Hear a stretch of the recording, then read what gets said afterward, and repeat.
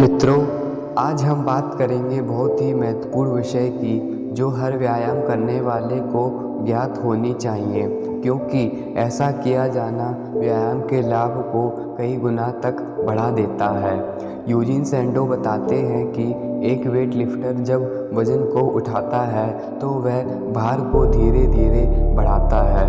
वह शुरू में बहुत कम वजन उठाता है, फिर उसके बाद वजन को बढ़ा देता है। तो ऐसा इसलिए किया जाता है जब शरीर को एक दिन का या उससे अधिक दिन का विश्राम दे दिया जाता है, तो उस वजह से शरीर की मांसपेशी ठंडी हो जाती है, और जब मांसपेशी ठंडी हो जाती है तो एक ही बार में अधिक भार नहीं उठाया जा सकता है। इसलिए पहले धीरे धीरे हल्का वजन उठाया जाता है, ताकि शरीर थोड़ा गर्म हो जाए और व्यायाम के लायक हो जाए। इस प्रक्रिया को आज की भाषा में वार्म अप बोला जाता है। तो यूजीन सैंडो बताते हैं कि मैंने स्पार्टन्स, ग्रीक और रोमन की पुस्तकों को पढ़ा और पाया कि ग्रीक के महाबलशाली ग्लैडिएटर लोग अपने शक्तिशाली बल प्रदर्शन से पूर्व अपने शरीर को रगड़ते हैं और एक विशेष प्रकार के तेल के द्वारा अपने शरीर पर मालिश करते हैं। इससे लाभ यह होता है कि शरीर पूरी तरह से चुस्त और गर्म हो जाता है, जो अगले दिन के प्रदर्शन के लिए एकदम तैयार हो जाता है।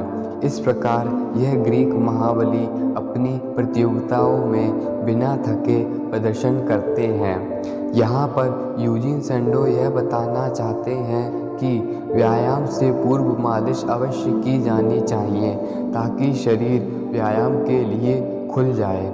मित्रों, मैं अपने 2 वर्ष के अनुभव से यह बता सकता हूँ कि तेल मालिश वास्तव में गुणकारी है, क्योंकि जब मैं तेल मालिश करके व्यायाम करता हूँ तो शरीर कार्यशील प्रतीत होने लगता है, और जब इसके बाद व्यायाम किया जाता है तो इसका फिर आनंद ही कुछ और होता है।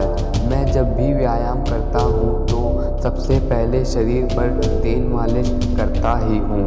पहले मैं सरसों के तेल से मालिश करता था, परंतु बाद में तिल के तेल से मालिश करने लगा। सरसों के तेल से अधिक लाभकारी तिल के तेल की मालिश होती है। आयुर्वेद में ऐसा कहा गया है कि तिल का तेल पतले लोगों को मोटा और मोटे लोगों को बैलेंस में कर देता है। जब तिल के तेल से शरीर पर मालिश की जाती है तो यह शरीर की सातों धातुओं पर पूरा असर दिखाती है और शरीर बलवान, सुंदर और सुडौल नजर आता है। मित्रों, मेरा स्वयं का अनुभव भी यही बताता है। स्वामी जी कहते थे कि तेल को खाने से अधिक फायदा तो तेल की मालिश करने से प्राप्त होता है। यूजीन सैंडो कहते हैं, मैंने भी इस प्रकार के तेल के प्रयोग के लिए बहुत रिसर्च करी। मार्केट में मिलने वाले तेल तो थे, लेकिन सब में कोई ना कोई कमी ही थी। यूजीन सैंडो कहते हैं, मैंने 100,000 से भी अधिक शिष्यों को प्रशिक्षण दिया है। इन शिष्यों ने मुझे विभिन्न बीमारियों के लिए परामर्श दिया है, जैसे गठिया, नसों का दर्द, ओवर स्ट्रेन, मोच, कठोरता, पुरानी सूजन, खांसी, जुखाम आदि। इन सभी बीमारियों के मामले में मैंने विभिन्न चिकित्सीय गुणों के साथ प्रयोग किया।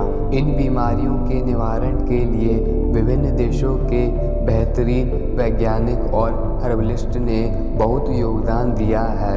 इस खोज के लिए विशेष रूप से भारत और पूर्व की मेरी पिछली यात्रा के दौरान इन बीमारी के निवारण के लिए अनेक खोजें प्राप्त हुई हैं। तो इस प्रकार से सैंडो ने भी पूर्ण खोज और वैज्ञानिक तथ्यों के परिणाम स्वरूप एक एम्ब्रोकेशन यानी त्वचा पर मालिश करने वाले एक तेल का निर्माण किया।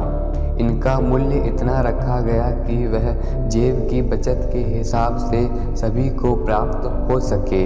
इस उद्देश्य से ही यूजीन सैंडो ने मालिश की सही विधि ज्ञात कराने के लिए एक पुस्तिका में वर्णन भी किया है। यूजीन सैंडो इसमें उल्लेख करते हैं कि किस किस बीमारी की स्थिति में इसका प्रयोग किया जाता है या नहीं, और इसको आँख आदि के स्पर्श से बचाना बहुत ही आवश्यक है। इस प्रकार के एम्ब्रोकेशन का लाभ प्राप्त होता है और शरीर की त्वचा भी चमकदार बनती है। सभी मांसपेशियों को एक शक्ति के रूप में तरल पदार्थ की प्राप्ति भी होती है। यूजीन सैंडो ने शरीर विज्ञान के अध्ययन पर अधिक जोर दिया था, इस वजह से वह शरीर से भली भांति अवगत थे। आज की जिम व्यवस्था ऐसी हो गई है, इसलिए कोई भी मालिश नहीं करता है। हमारे जो पहले के पहलवान होते थे वह अवश्य ही तेल और घी की मालिश करते थे। तो इस प्रकार से यूजीन सैंडो व्यायाम में पूर्व तेल मालिश को महत्व देते हैं और हमारा आयुर्वेद भी ऐसा ही करने की आज्ञा देता है। मेरा स्वयं का अनुभव भी यही कहता है कि तिल के तेल की मालिश अति आवश्यक है। शक्ति प्राप्त करने के लिए तेल की मालिश अवश्य की जानी चाहिए और उसके बाद ही व्यायाम किया जाना चाहिए। आप स्वयं करके देखिए, लाभ अवश्य ही मिलेगा। अब हम मिलते हैं अगली वीडियो में जो सैंडो की डाइट के ऊपर है। आप सभी उस वीडियो को अवश्य देखना।